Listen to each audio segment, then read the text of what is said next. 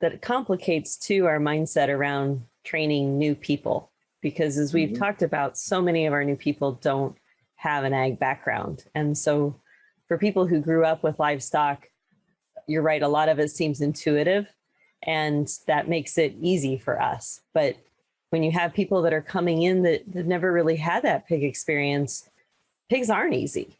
And we're kind of maybe not thinking about that appropriately then for training and that mindfulness of how do we prepare somebody to work in a barn 24 or not 24 hours a day, but, you know, for their job. Yeah. I think that you bring up a really good point there too. And something that I've kind of been fascinated by with what I would call the COVID theater of the last 18 months or however long it's been. Is information is important, but information isn't the thing that really influences people a lot of times. I'm currently reading a fascinating book, and it's really, it's a psychology book, and it's about something called the moral foundation theory. And but it's really about why are we so polarized?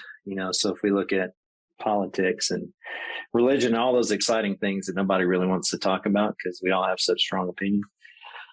When we, one component of that is typically most of our decisions, intuition comes first and then reasons come second. So usually we have a gut feeling about something, or we initially think something's good, bad, whatever.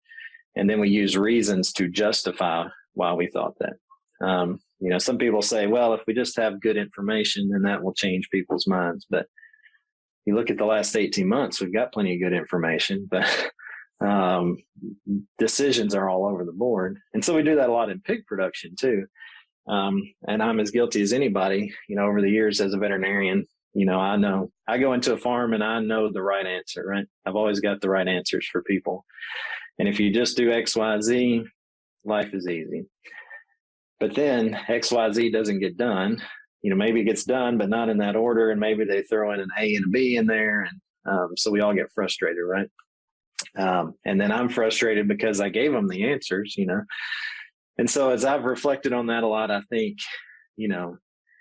there's a whole big component of this that, emotions are important. These intuitions people have are important. The framework and their the way they're looking at life, their worldview, all these things are really critical. And I think in pig production, we kind of throw all those out the window and don't think about them. And we're very much a transactional leadership kind of style of, I'm going to give you a paycheck, you work hard for me, and then we all go home.